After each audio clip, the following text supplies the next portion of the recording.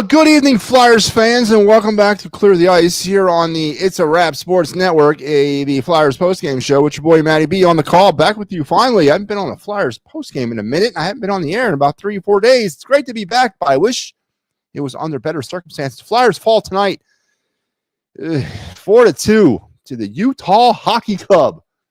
It's never good when you lose to a team that doesn't have a name. You know, it really isn't. And tonight, the Flyers found the way to do that. As they came out, you know, the new theme lately with this team has been undisciplined, undisciplined, lack of discipline. And that was somewhat on display tonight. That last goal, the goal that broke the back of the Flyers at the end, Morgan Frost overskating a drop pass from Jamie Drysdale. That is sort of a snapshot of the Flyers of the last 3 games. Lack of attention to detail. But is it indicative to the last 3 games? I say it's not. I've been talking about it all season, especially in the giveaway column. This team has been terrible with puck control, decisive passes, making timely moves with the puck, not overthinking things. They have been terrible with this all season long. And now it's starting to bleed out into other areas of their game as they fall tonight 4-2, dropping back to 500 now on the season, 12-12 and 4 for 28 points and 28 games.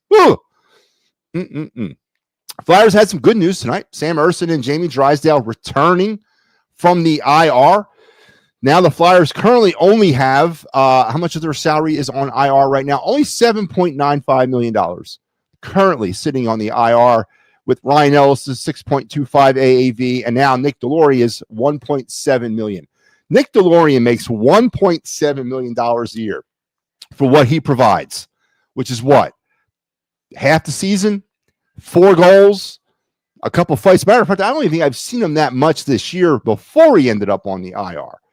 I'm in the wrong business, folks. Give me $1.7 million a year to skate around out there and pick fights with people. I will be your man. So that was good news, though. The Flyers got those 2 very important pieces back, but it didn't help things as Ersson didn't. He looked jumpy. He looked yippy. He looked kind of like he was trying to get his feet underneath him. And maybe after missing 11 games, you got to kind of expect that. But I don't know. There's the minor leagues for that, right? What was wrong with sending him back down to Lehigh for a couple starts? Maybe kind of get his sea legs underneath him before throwing him into the mix up here. We had 2 other goalies that we could have used that we've been using. And Sam Ersson, as of yesterday, what did Tortorella say yesterday or Friday, whatever day that was? We have a plan for him, and we'll let you know what that plan is as we get closer to it. Apparently the plan was to play him tonight. Why couldn't you just say that? Why did you have to be so mysterious about it? Just say the plan is to play him on Sunday. But he did, and that's what happened. And then Ersson looked kind of yippy. I was okay. Why not send him down to Lehigh? The Phillies do it all the time, right? A pitcher goes down to the minor leagues all the time. A position player goes to the minor leagues all the time to bang the rust off when they miss a couple few starts. And Ersson came up here tonight not looking all that. I'll give him that. I'll give him the fact that he was trying to kind of get his legs back under him. But man, they get no help either. No help at all from the Flyers' lack of offense. 4-2 is your final score. Let's check out some of the comments here. Sloppy play tonight from Big Al. And inconsistent as well. This sounds like an Excuse Emporium special there, Matty. Now, it's not really an Excuse Emporium, Al. I mean, the man looked bad tonight. He looked yippy. He looked he hadn't played in 11 games. And it's not an excuse. It's the reality of it all. And then he also says, Soto is a Met. That sucks. Yes, if you have not heard the news, folks, Juan Soto has officially signed with the New York Mets. And the Phillies are going to counter with signing to a 9-year, multi-million-dollar contract. So we're going to get right back into this, folks. Never fear. We're coming for you, Mets. Yeah, it does suck. I'm being facetious, of course, not about Soto. He did sign with the Mets. Phillies have yet to make a move. Not one. Didn't bring anybody here that hadn't been in the minor leagues last year. So the clock is ticking, Dave, as we are already into the winter meetings. So let's see what the Phillies can do. Back to this thing, though.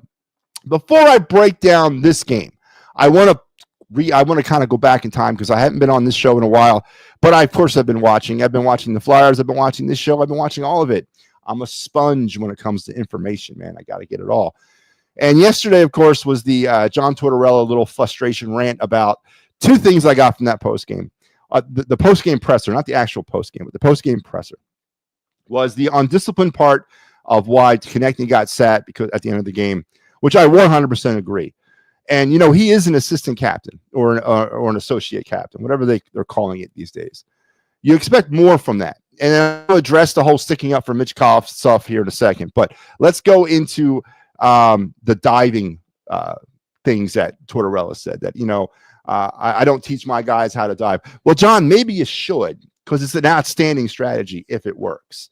So from a official's standpoint or point of view, a dive is a strategy in hockey. It's a strategy in football. It's a strategy in every contact sport on this face of this earth. It's absolutely a strategy. Now, when it backfires or when it works beautifully. But when it backfires, it's a penalty on you.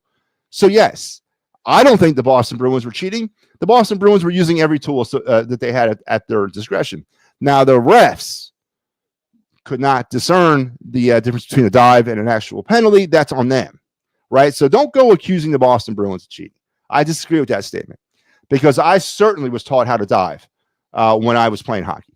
I certainly was taught as soon as you feel that stick tugging on your jersey, you go down. But make it look good. Of course you do it.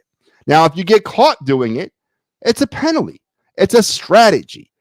Stop it. It's the National Hockey League. Everyone's trying to get an edge. Everyone's trying to get a millisecond of speed on the other guy. Deal with it. You should teach your guys how to take a dive. God damn it. What are you doing all these years there, Tortorella? Come on now. Let's get with the times, man. So I take umbrage. to the comment about cheating and I don't teach my guys all that. I ain't doing all that. So I wanted to address that. Second, I want to address the sticking up for Matt V. Michkov stuff. He's a grown-ass man. Be 20 years old tomorrow, right? I think tonight, this is his birthday eve. He'll be 20 years old tomorrow. He's playing in the highest level of hockey on the face of the earth. He earned his spot here. Let him keep it. Let him keep it. Let him drop the gloves. Let him mix it up. Let him fight for himself. If he gets jumped by a 2-on-1 or a 3-on-1 scenario, then fine, all in, and you support your guy. Let the man is getting a reputation around the league as a little. Apparently, am I back? Am I back? Yeah, I'm back. All right. Apparently, he's getting a reputation around the league that he needs help from his teammates. Let him fight. You're taking too many stupid retaliatory penalties by sticking up for him. Let him fight. Let him drop the gloves like a grown-ass man and defend himself. If the fight becomes uneven, if the fight is like a gang-up type situation, then that's a whole other apple. But let the man fight. And as far as the undisciplined style of play of the Flyers as of late, it is starting to cost them. It's starting to cost them where it hurts the most, and that's in the back of the net. The power plays, the Flyers' shorthanded penalty kill as of late has been dreadful. Another goal given up tonight on that terrible, and then they give up a shorthanded goal. Flyers' special teams in general, past 3 or 4 games, has been dreadful. And they keep putting themselves in positions to have to fight their way out of situations. So it's all starting to come home to roost, so to speak. And tonight was another aspect of that. Al's asking, has Torts run his course? Al, I don't know, man. The first thing when I think about that statement is this. Who else are they going to get? Who else is going to come here and take on this responsibility in a team that's rebuilding? Torch's fingerprints are all over this thing. He's done an amazing job. I'm not going to take that away from him. He's done a great job. He has. And I think he deserves the opportunity to see it as far as he can.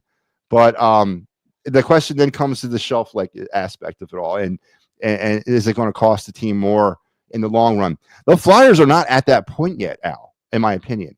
The Flyers have not reached a point where they're losing despite their coach or they're losing because of their coach. The Flyers are not there yet. The Flyers are still a very young, undisciplined, unproven team that's still trying to figure things out. They are by no means underperforming. And then once they start underperforming, then that's when you can kind of point at the coach. But the Flyers are not underperforming. They're still performing to the maximum levels that they are capable of as the group of players that they are. So right now, Tortorella is doing a fine job. He is. It's when they start losing because of performance and underperforming and not meeting their potential is when you start having concerns with the coach. I don't think that's the Flyers have reached that point yet because I don't think the Flyers are underperforming. I think they're giving everything they got, and it just ain't good enough right now. So not yet. I don't think he's run his course yet. He was scrappy at the end of the game. Yeah, he was scrappy at the end of last night's game and tonight. Let's get back to this game, though, shall we, folks? 4-2 Flyers lose at home to the Utah Hockey Club. The first time that the Flyers and the Hockey Club have squared off against each other. And as I was doing my research for tonight, I wanted to kind of, figure out exactly what the hell's going on with the Utah Hockey Club, right? Because, a couple of years back when the Washington Redskins decided to do this and change their name and they wanted to do it right, they took a whole year off to kind of figure out what they wanted to do. And then they came up with the Commanders. Well, the Hockey Club is in the same situation. The sale of the Arizona Coyotes didn't come final till last summer. They didn't have time to properly name themselves. So to give the people of Utah and of Salt Lake City their due, the team decided to have a naming contest. And they've had over like 520 million votes for some names. And they will announce their permanent name somewhere between the end of the Stanley Cup Finals and the draft. So sometime in the early part of the summer, the Utah Hockey Club will have their permanent name. They already know because the voting is over. The fans have already voted. That period has ended. Let me pull up the 6 finalists right now. There's 6 names that are in contention, the top 6. And if I can find the stupid folder, there it is. I will show it to you. But real quick, the top 6 teams are here they are in order from the right now, the leader, and I'm not saying that this is the winner, but this is the team that's up top, the Utah Blizzard. The next team is the Utah Hockey Club. So apparently a bunch of people want to keep it the Hockey Club. Then you got the Utah Mammoth, Utah Outlaws, the Venom, and the Yeti. My personal favorites, I will go with 2 of them. I like the Blizzard and I like the Outlaws. I think they're pretty cool. I know Yeti is the outside kind of name that everyone's really pulling for. Mammoth is kind of, coming up in the rear there. But there you have it. There's these top 6 final names that the Utah Hockey Club are trying to will be going for. And then we'll find out at some point at the end of the season, I think before the draft, they'll announce the name. Wondering in case you were wondering. Yeah, Yeti works for me. Yeah, Yeti's a pretty good one too. But when I think of Utah, I don't think of like the mountains and like the abominable snowman. I think of like the Salt Lake and Mormons. Can you have the what's the polygamy? Is that what it is? Can you have the polygamist? Utah polygamists? Is that something that you can go with? But maybe that's not PC. But back to this game. So the Hockey Club, first game in Philadelphia, first game against the Flyers. It doesn't just, they don't inherit the Coyotes' previous records. They don't inherit the Winnipeg Jets, who they were before the Coyotes. They don't inherit all that. They start over. So the slate was clean for the Hockey Club starting the season. They're starting from very beginning as the Utah Hockey Club. They're not taking over for the Arizona Coyotes. But a little housekeeping on this game. Utah did scratch Liam O'Brien and Vladislav Komachuk tonight. Flyers went with Eric Johnson, Ivan Fedotov, and Igor Zamula as their healthy scratches in this game. For the Flyers in net, as I mentioned, Sam Ersson got the nod. Really kind of a mystery to me about all the we have a plan for him nonsense that Tortorella was saying, making it sound like there was some sort of like either maybe a worse injury than they were reporting or some sort of like big time ramp up to get him back. But there wasn't. It was he played tonight. And I hope, I don't know if someone's going to ask him the question. I hope one of them Flyers beat reporters asked the question, why was all the mystery when all you were doing was going to play him 2 days later? Ersson got to start, faced 25 shots, saved 21 of them, and finished the night with a .840 save percentage in his return to action after 11 games. For the Hockey Club, it was Stauber, the third string goalie, of the Utah Hockey Club, getting a shot from the AHL. Tucson Roadrunners getting an opportunity to play for the big club, faced 24 shots, gave up 2 goals, and finished the night with a .917 save percent. On this game, the overall numbers, the Flyers were outshot by the Utah Hockey Club 25-24. They were 0 for 2. The Flyers were on the power play. Utah was 1 for 3. That one, of course, being the knife into the heart of the Flyers. Flyers blocked 11 shots, gave the puck away only 5 times, and took the puck away 6. Second game out of 3 that the Flyers have given up less than 10 giveaways a game. That is a most definite pleasant surprise based on what they've been doing all season. Again, I allude to the top of the show. All this undisciplined play has not necessarily started in the last 2 games. It's been going on all year. It's just bleeding out into other aspects of the game. First, it was the giveaways, averaging 15, 16, 17, 18 giveaways a game. That is undisciplined hockey. Now it's bleeding out into other aspects, but now the giveaways are coming down, but now they're doing it in other places. So now that's coaching to me. To me, that's coaching. Coaching has got to get that under control for the Flyers. And there you have some of the Utah Soakers. Some of the ins and outs. Let's get into the scoring of this game. There were no goals in the first period. Flyers and Hockey Club. Utah outshot the Philadelphia Flyers 12-7 in the first period. The scoring would begin in the second period with Utah getting on the board first. Michael Carcone from the Brooklyn Carcones. I'm just kidding. I don't know where he's from. His second goal of the year from his paisan Bortuzzo. His second assist. A little action. Little little red. Was it red, white, and green action down there in Utah tonight for the Hockey Club and getting on the board. Let's look at the goal, shall we? Really an interesting goal here because it's given the Carcone, but it should be given the Ristolainen because he kicks it in. Really a sloppy goal. Just one of those fluky type goals. We'll play it here. The puck is it's already in. It's already in the net. It's hard to kind of pick it up. Let's go back. So it's a rebound at which Urson has problems with, and there's the puck right there. See my little arrow? There it is in the crease. Risto's doing a kind of a good job. He's kind of holding his guy. He probably should have gotten called for a penalty there, but he's going to hold him back. But the rebound comes out and it hits him on the skate and goes right underneath Urson's pad. And there you have 1-0 Hockey Club. Ain't nothing you can do about that. That's just a bad goal. It's a fluky goal. And you got Ristolainen kind of just looking around like, yeah, no, that wasn't me. I didn't do that purposely. But there you have the Hockey Club up 1-0 on the Flyers. Early on, it was Carcone's second of the year. But the Flyers would get back even. Joel, where you been, Farabee? His 4th goal of the year would tie things up at 7:20 of the second period. The assist from Sealer, his 6th, and Konechny, his 19th. Farabee has 4 goals. Can somebody show me of the first 3? Because I have no recollection of him scoring 3 other goals on the season. But this is a good goal for him. It was a good goal for the Flyers. They kind of, got things somewhat under control. And it was actually a very good goal to watch the Flyers. A lot of Owen Tippett kind of control pace of play a little bit. Is this that goal?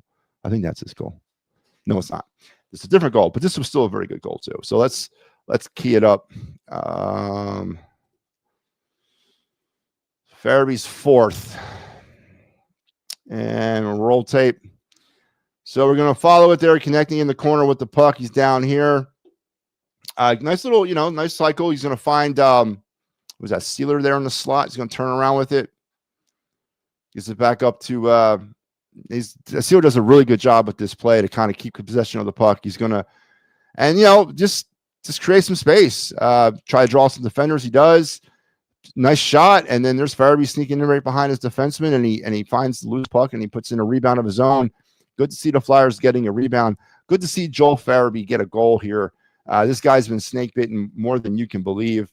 And the Flyers are able to tie it up at 1. But I think earlier in the game, Farabee had an opportunity on a breakaway, and he was stoned. I mean, Joel Farabee I don't know what happened to him. I really don't. He had such a promising start to his career. Obviously, Chuck Fletcher gave him the money too soon. $5 million contract. He's in $5 million AAV. Has not really worked out. And I will address the rebuild situation at the end of this show, but Farabee is definitely one of those players that might be kind of, working their way out of town, because it just doesn't seem to be kind of taking root here for him at this particular moment in time. But that was a good goal for him tonight. Maybe that gets things going for him. We shall see. 1-1 at this point, but then Utah would get right back on it from Juuso Valimikini, his first goal of the year from Serchikinov and Cooley. To make it 2-1 Hockey Club. Let's pull that bad boy up. It was their second goal, right? Again, I need a producer. Al, if you're watching, I don't know why you ain't over here working for me, but I need a producer. All right. Okay. Here we go. I don't want to say his name again. All right, let's roll the tape. Going to come out to the point and do some traffic, and right between the 5-hole, did Couturier tip it in a little bit? Maybe, maybe not. Puts his head down like maybe he did. Don't really know, but it found a way through. Innocent looking enough shot. It wasn't necessarily not a high percentage play. I mean, it was your typical, let's get the puck on net and see what we can do with it. Maybe get a rebound. Maybe we get that. And they got that. So, again, Urson, first game back jitters, I guess. Not looking too sharp. So 2-1 Hockey Club at this point. And that would be it. Right now, we would have we'd have two more, actually. Owen Tippett on a very pretty goal. This was the goal I was talking about earlier. Would tie things up at 2 at the 13:34 mark. His 8th from Sealer and Michkov, his 14th to get the Flyers back at time up at 2-2. Let's pull this one up. This was a nice goal by both Michkov and Tippett, really, on this play here. So we should definitely give it a watch. So let's pull that up.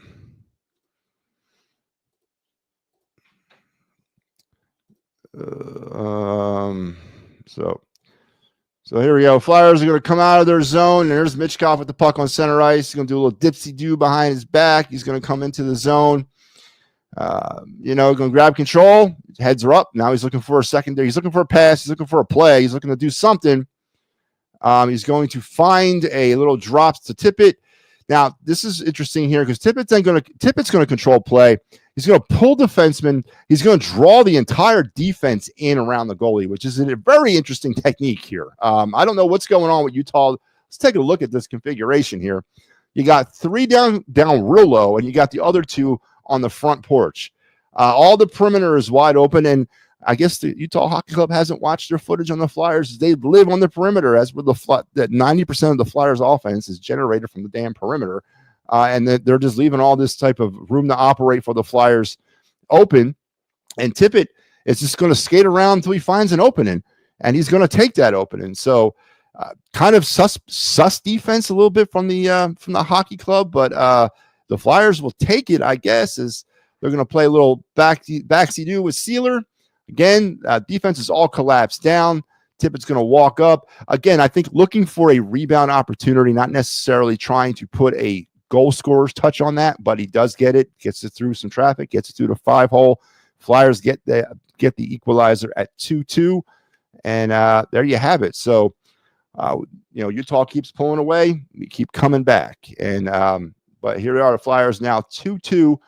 And but we got one more goal heading into the third intermission. Logan Cooley, his 7th, from Gunther at his 13th, and Keller his 17th to make it 3-2 Hockey Club. And that would be, I guess, if you think about it, that's the goal that really was too much for the Flyers to come back, even though they had a whole period to battle back, and they just couldn't get any offense. Let's take a look at this bad boy. And I am definitely going to show you that last goal because that was so bad. It deserves a second look. But here we go. Okay, so I actually this film doesn't do it justice. It's really It's just a simple entry into the zone. The Flyers are short here. It's a power play goal, right? They're shorthanded. It's a simple entry. The puck is dumped in at the blue line, and the Flyers over pursue. They over pursued. Scott Laughton falls asleep. He lets this guy go behind him. I get it. You're down 5-4, but here's the thing: when you're short and you're playing penalty kill, you give up the perimeter. You give up the open space. What you don't give up is down low. You always want to make sure that all your resources that you have, whether it's 5-on-4 or 5-on-3, whatever you're down by, 1 or 2, you always crash the net. You don't want to give up anything on the front. To hell with the perimeter. Let them stay all day long out there. Scott Laughton falls asleep and lets this guy get behind him, and it's just a terrible defense. Urson faked out of his jock, and there you have 3-2. Cooley's too good of a player to leave that much room and space and time for him to operate in. And just look at the Flyers had no energy at this point. All night long, they looked they had no energy. And I'm not buying the whole, they played yesterday crap. I get all that. But there you have 3-2 heading into now the second intermission. For that period, the Flyers outshot Utah 9-8. And then we get into the third, and when it was all defense all the time, back and forth, up till the 15:43 mark, when the Flyers get themselves a power play and have an opportunity, a window, if you will, to potentially push, the tying goal ahead, or to get the thing knotted up, maybe force an overtime, maybe salvage a point, get something out of nothing here. But they can't do it, and this is what happens, and it's just, again, this frustrating, and I can say it's frustrating. I really can, because I don't care if it's a rebuild or not, it's frustrating.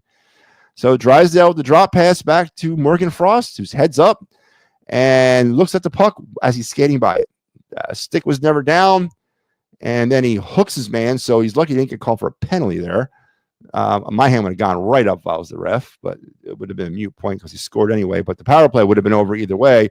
He doesn't get called for the penalty, which is amazing, but the worst thing could happen is the goal was given up there.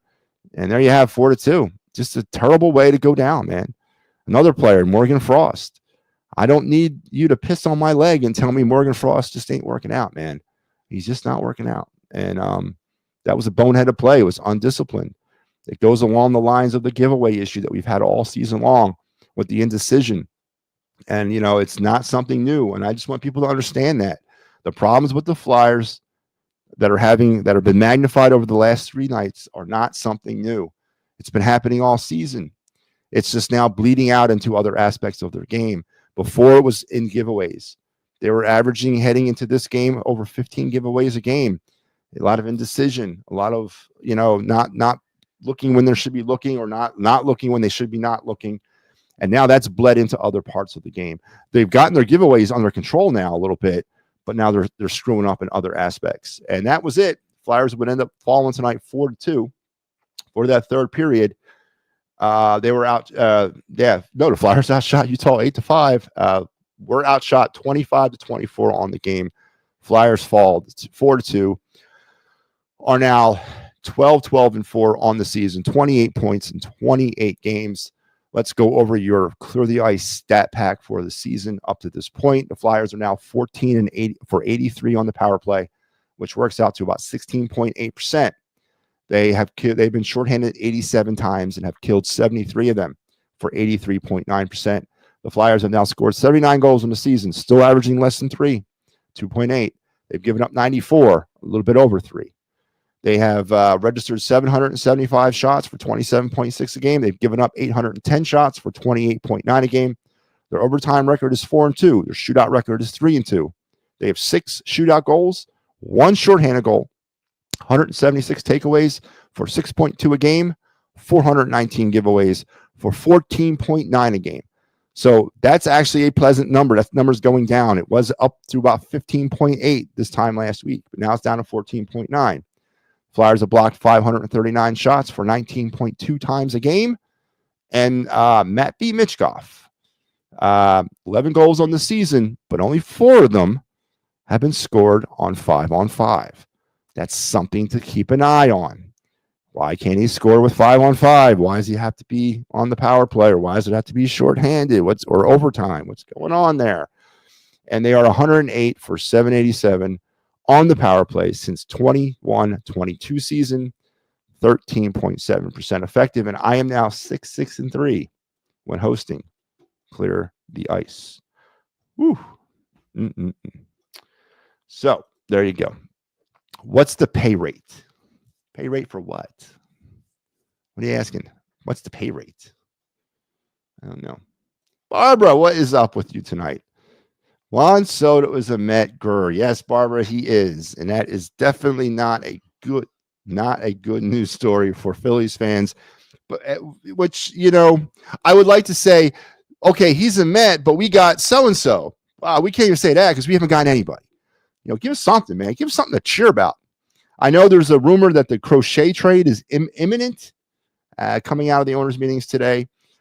If they give up Justin Crawford or Aiden Miller or a combination of the two to get this guy, I'm going to be pissed.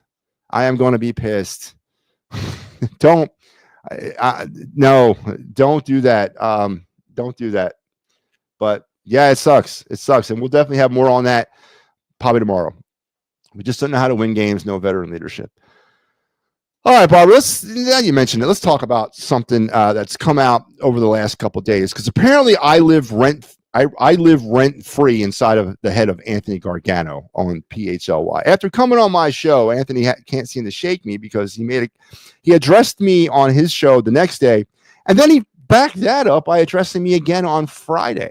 Now, I don't have the soundbite from Friday. I mean, I could pull it up, but where is it? I am going to pull it up because it was a Flyers point, and I think it bodes well, and we need to talk about it. I should have had it ready for this. I'm sorry. I apologize, everybody. I was going to save it for tomorrow night on my show, but I guess we can pull it up here. When was this? Friday. Yeah, there we go. So apparently I'm living rent-free. I'm living rent-free in his head, and I addressed what he said to me the other day. I want to address what he said to me about me on Friday, because this has got me a little bit pissed. Let me pull it up here.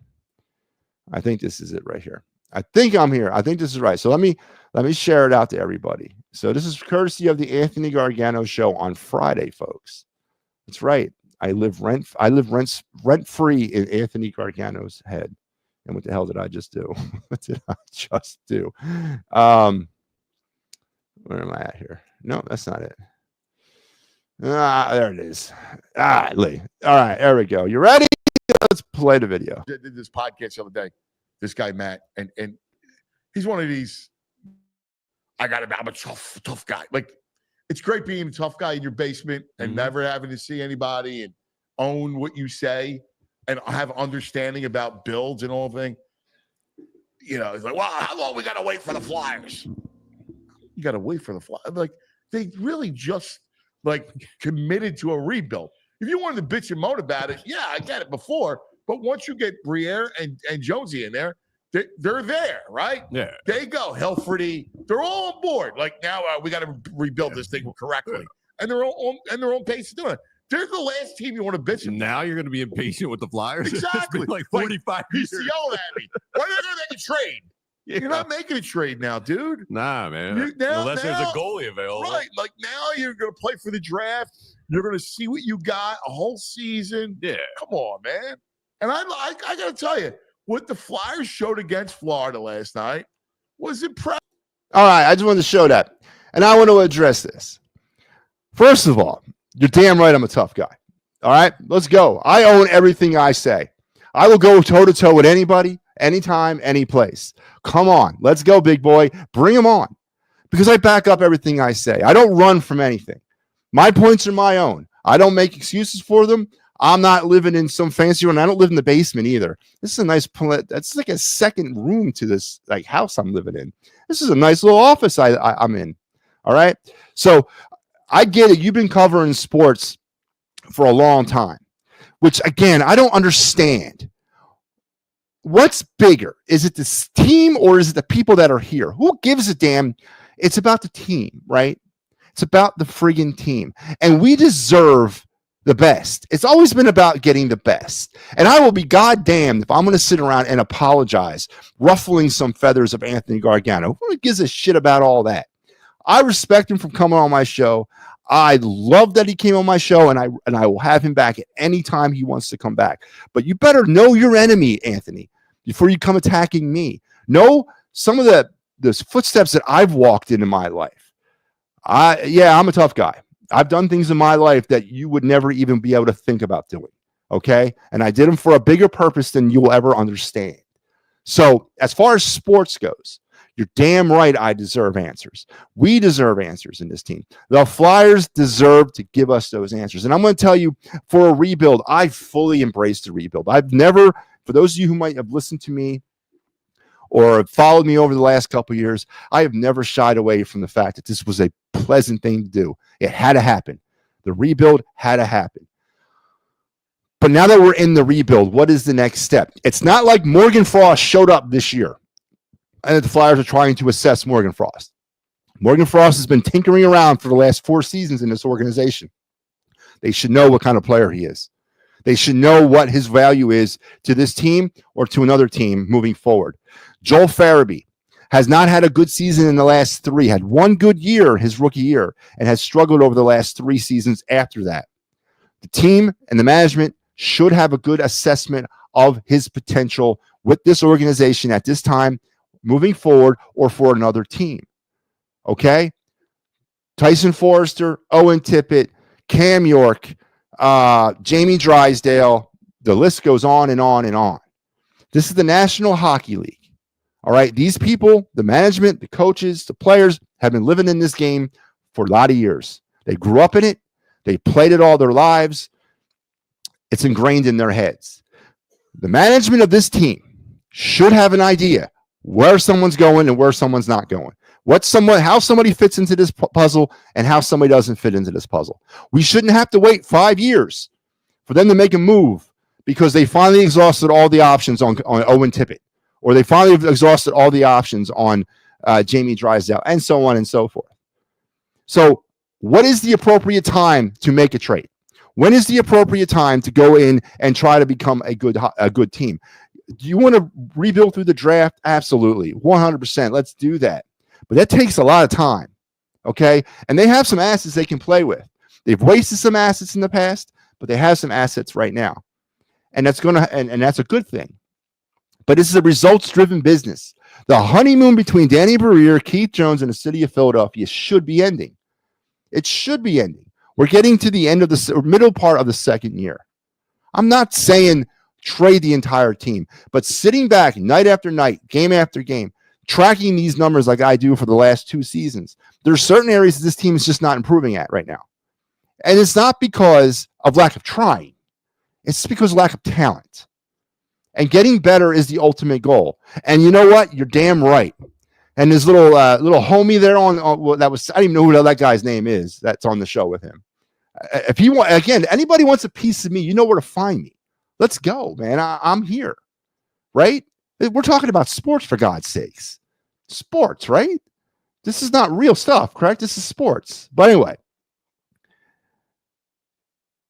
you wait 45 years.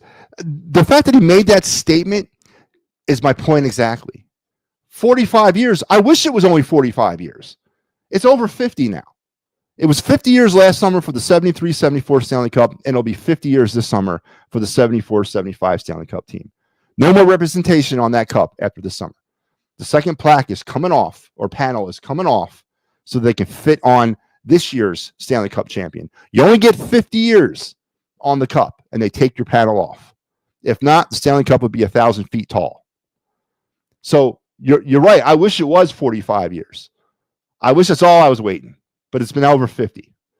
So granted, Danny Briere and Keith Jones are not responsible for all of that. They're not. But they are the current shop stewards. So yes, we deserve to see some movement. We deserve to see some changes if it ain't working. To sit here and say, well, they're just a rebuild team. Yeah, we know that. But what's the plan? It's not a resit. It's not like you throw up something and okay, we're done. It's a rebuild, right? We're always building. We're adding on. We're making additions. We're changing, right? That's what a rebuild is. right? Maybe I'm wrong. Is a rebuild, you throw something together and say, this is what I'm going with for the next 5 years, like it or not? Come on, man. They know what type of player Morgan Frost is. They know what type of player Joel Farabee is. They know Tippett, Forster. They know all this stuff right now. Of course they do. And now it's just a matter, hopefully, of trying to either fit it here or fit it out there somewhere else. So I live rent-free inside the head of Anthony Gargano, and that's exactly where I belong. And cuz you better know who you're talking about. You better know your enemy, man. You want to call me out? I'm standing right here. I'm not running away. Come on, bring your people here. We can have this back and forth all night long. I deserve answers. You as Philadelphia sports fans deserve answers. These legacy media sports people who are hiding behind their reputation and who they know and who they blew and all that nonsense, they need to go away. It's time for people like me to come in. People like me that give a fresh perspective. People like me that are looking at the name on the front and not the name on the back. That's what it's time for. And that was a perfect example of that. Anthony Gargano is scared of Matty B. Try that on for size, Philadelphia. He's scared of me. Woo-hoo! Oh, man. Oh, my God, cuz I thought you were... Matty knows hockey inside. Oh, thank you, Barbara. I appreciate that. I'm disappointed in the cuz. I think he's looking for clicks on. Well, I'm looking for him too, Barbara, so I need the clicks as well. So let's keep this thing going back and forth. It's not year one of a rebuild. It's not. They call that guy with cuz VG. VG or VD? Which one is it there, Barbara? Anyway, let VG know if you want to shout out to him. Tell him that I'm waiting here too. If he wants to come at me, he can come at me too. Well, let's just do it, man. I love this. This keeps me young, man. It keeps me young. Rebuild is about change. Rebuild is about change. It's about adding on pieces. It's about going in different directions. And I love that we're rebuilding. I've never shied away from that. And it needed to happen, and we needed to embrace it. But what's the proper timeline to say, you know what? Let's roll back Tyson Forrester. How much more do we got to see of Morgan Frost? How much more do we got to see of Joel Farabee to realize that, you know what, maybe this ain't working?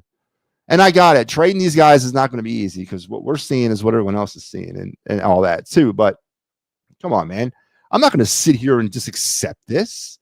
I'm not going to sit here and accept that we're a certain point. We've improved, but we're at a point now, and that's it. We're not moving any further. We're not. We're just not moving any further with these players. And again, it's not the players' fault. They are giving every ounce of what they got, but they're just not good enough. So now we got to get good, and you got to find a way to get over that hump. And you got to move some of these guys along. It just has to happen. And yes, the only way we're going to do this is through trades in the draft, because free agency ain't working for us, folks. Free agency ain't going to work this year. I think they're entering the summer with like 31, what is it? I wrote that down too. What is it? 30 million cap space heading into next year? No, I wish it was 30 million. $13.5 million in cap space heading into the 25-26 season. So next summer, they'll have $13.5 million in cap space. But they still got to sign their draft picks. They still got to sign Cates, York, Forster, and Frost, all RFAs. So some of these guys are going to get contracts. You know, they still got to bring in other players to round out the Lehigh Valley Phantoms. They still got to do that. So in my estimations, they're probably going to be working with about $8 million in cap space this summer. They're not getting a free agent for $8 million. They're not getting anybody for $8 million. So the only way we're going to do this is through trades or the draft. And if the draft is the way to go, I'm okay with that. But the people you need to come out as the Flyers management team and tell the people of Philadelphia, it's going to be a minute. It's going to be a minute, because it's going to be a minute if you're going to go through the draft and not try to siphon it with a trade here and there. And then when eventually you do get some cap, sign some free agents.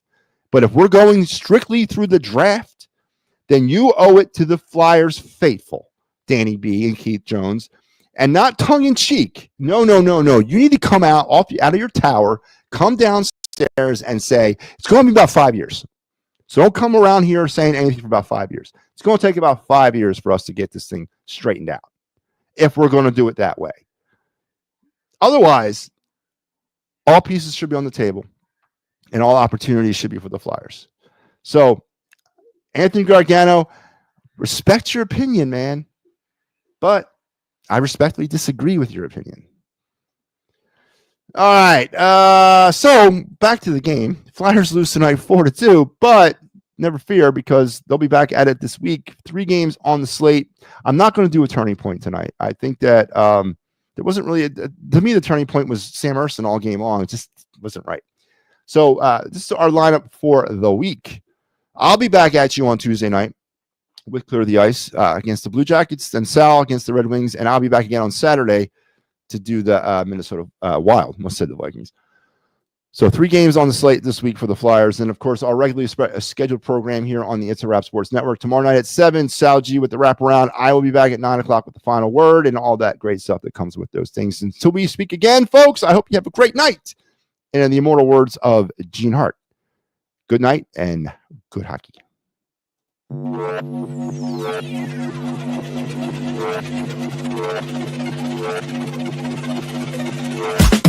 be coming up hot for a minute. Everybody know the drop when I'm in it. Drop the top when I'm in it. Everybody know the drop when I'm in it. Yeah, I'm so. Everybody know I'm you know when the click through. Try to send this about to be a so big fun.